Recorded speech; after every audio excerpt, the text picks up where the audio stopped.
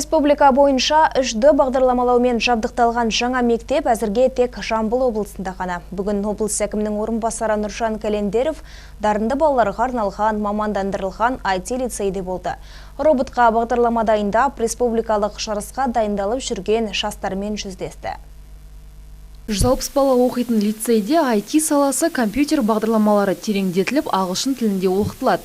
Жаңадан ашылған Нұрлап сыныбында арнайы жүйемен виртуалды көзілдірікпен жұмыс істейді. Жаңа бағдарламаның ерекшелігі адамның дене мүшелерінен бастап кез келген тірі жәндіктің ішкі органдарының жұмысымен компьютерде отырып танысуға болады. Яғни химия, физика, биология зертханаларына барудың қажеті болмайды. Айта кетерлігі, бұл сыныптар ел бойынша әзірге біздің өңірімізде ғана бар. Қазіргі уақытта виртуальный лаборатория кіру арқылы миллиондаған ол жақта эксперименттер жасауға болады. Және де олардың барлығын 3D ретінде қолдануға болады.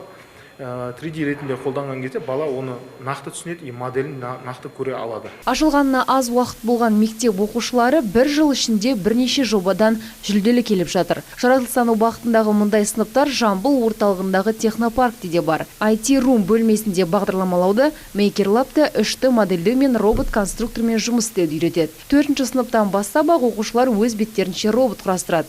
Кез келген затты дайындап беретін 3D принтермен жұмыс істеуге де машықтанған. Осыны ұстап тұрады. Бір затта көп уақыт шығарады. Біз бұны қарауыз тастап кетсек, мына құлап кетуі мүмкін. Осыны ұстап тұрады ғой.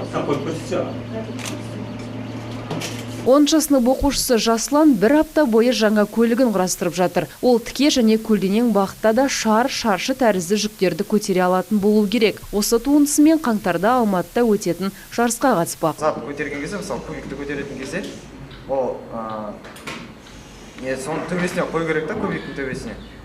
Мен қазір жұмыс істеп отқаным вертикальді көтеру. Технопарк бағдарламасы 3 жылға есептелген. Болашақта веб-дизайн, компьютерлік графика мен инженериядағы біліктіліктерін қалыптастырады. Ғылыми-техникалық білімін молайтқан оқушыларға арнайы сертификаттар табысталады. Ақсәуле Абытай, Әділбек Самаликов, Жеті Ньюс.